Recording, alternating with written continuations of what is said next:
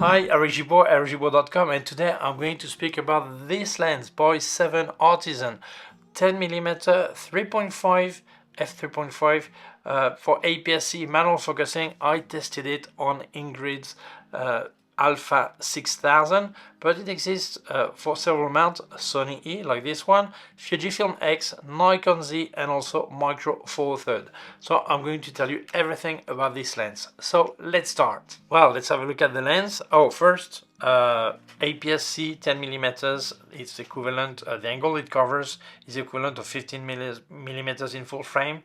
It will cover about 108 degrees, okay? If you mount it on Micro Four Thirds 10mm, equivalent in full frame is 20mm, to give you an idea of the angle it covers. As I said, it exists in Sony, Fujifilm X, Nikon Z, and Micro Four Thirds.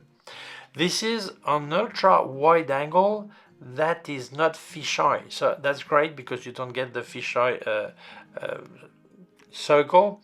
Some people love it, okay, but in case you don't want it, that's good. It depends what you're looking for.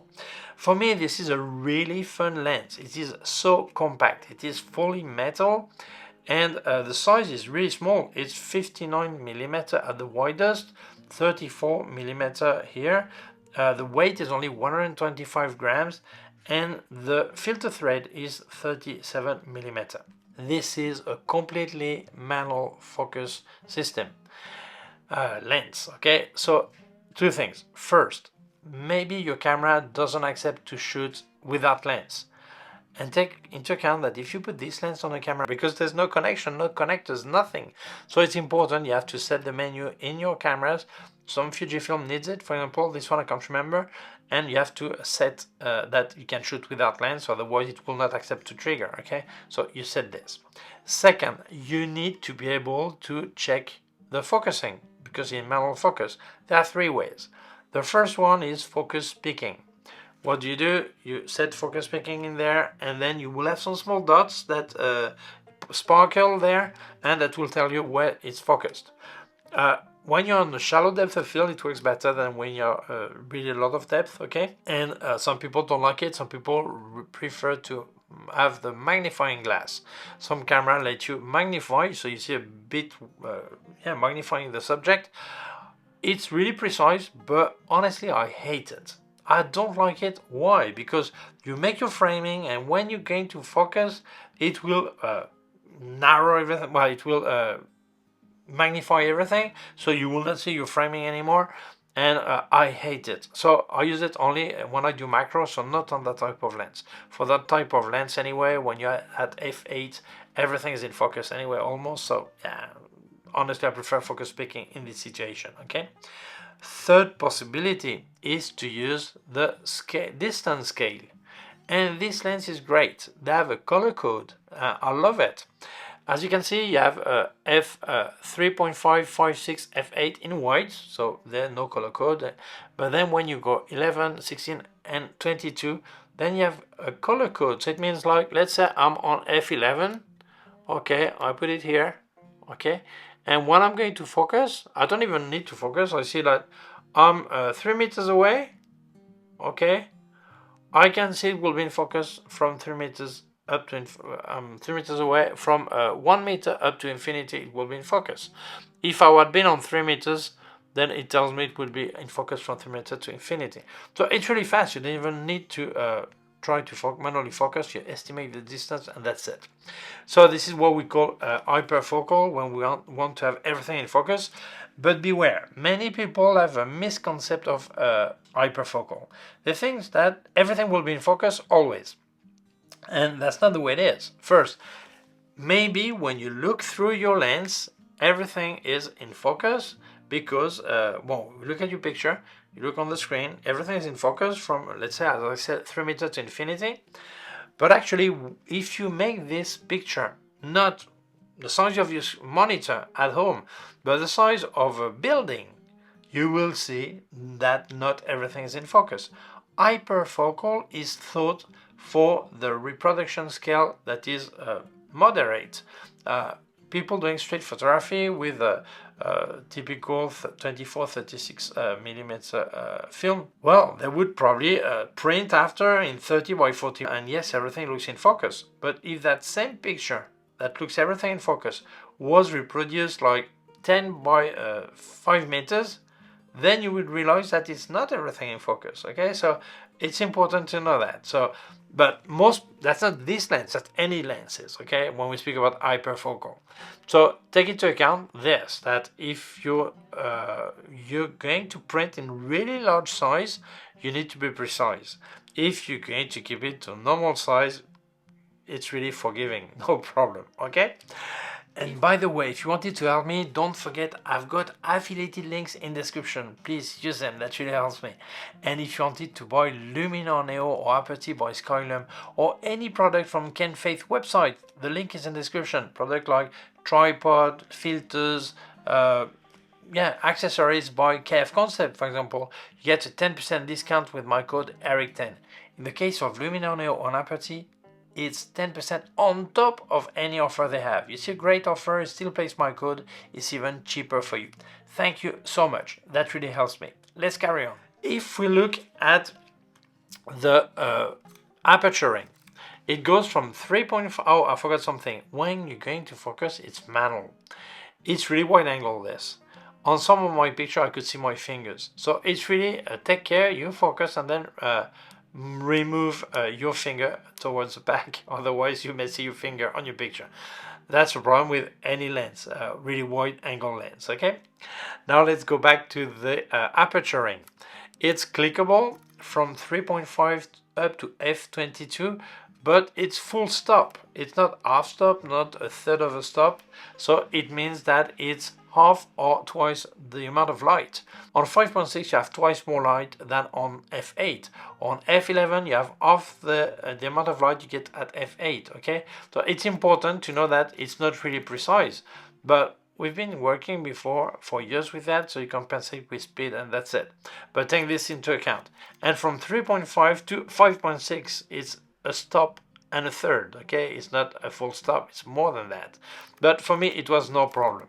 Okay, if we look at what's inside, 9 elements in 7 groups. The RS has 5 blades. Well, it doesn't make circular things, but I think it's fine for that focal length. You can still get sun stars at f22, f16, that works fine. By the way, the minimum focusing distance is 20 centimeters, which is great to get really close to your subject or to the object, okay? And actually, I could get out of focus things, noise. If you look at this wire, that looks okay. You do see, and the bokeh noise is soft. That's okay. That's nice. Anyway, I must say the build is beautiful. I really love this retro look, and it's completely metal. I like it. If we look at the optical quality, well, honestly, I was surprised because I was expecting a lot more distortion. And that not much, taking into account that there is no electronic communication with the body, there's no correction at all. And if you look at this horizon, when I put it in the lower third or higher third, it's not bended, it's nice, it's okay. I think the optical quality is okay. What I do notice is a lot of vignetting. Even closing down to get some vignetting, so I think this is probably why there is no sunshade, because if you put the sunshade then you would see it all the time, okay? But I think this vignetting is completely, you can correct it in post-production with not much problem, because it's not completely black. It is dark at maximum aperture, it is dark but not completely black, so that's fine. But honestly, for that price, $99, what can you expect? Well, I would expect a lot less than this. I'm surprised by the quality it has for that price. And who is this lens for? First, it's a fun lens to use. You don't have to think much. You frame and you go, and it's easy to focus even if it's manual. It's a fun lens. I would use it maybe for landscape, but not if I want to do a panorama, stitching several pictures, because then the vignetting will be problematic. You will need to correct it first, and maybe you don't manage to make it equal on all the pictures. Maybe not for that, okay? For street photography, extreme street photography, I would say, or extreme angle street photography, yes. indoor, let's say you get into a church or massive museum, whatever, you want to have the full things, that's a great lens for that. And for fun selfies and portraits. I see my selfie here that I look ridiculous, but that works. And two more that I made to Ingrid. And honestly, this is fun to use. So I think this is a lens you will have fun with. Play, see a strange angle. It's not the lens you would use to make the perfect landscape, the perfect architecture. I would not use that for that, okay? But if you're on a budget and you say, well, I cannot afford a 1,000 plus euros for a lens, for 10mm lens, this one is 100 euros. You can still correct many things in post-production to make it really good. And if you don't want to make any correction, you can still go out, make your pictures and have fun. So for me, this lens, yeah, it's great. It's completely recommendable if you are within this type of user. Obviously, if you're someone who looks for perfection, precise precise aperture in third or this, that's not for you. But if you're on a budget, this is a lens you don't have to think twice. Get it and that's it. Have it in your bag. Some people, they will use it 5 times a year because they never use this focal length, but they know they have a trip to a skyscraper city or a place where they have a lot of really wide indoor, and that day they will use the lens and they have it in their bag, doesn't occupy any space. You do get the cap with it, okay, front and back, okay, it's really small. So yeah, why not? I think it's a great lens to use, fun, easy to use, and the results are really okay for the price it has. So for me, yes, it's recommendable.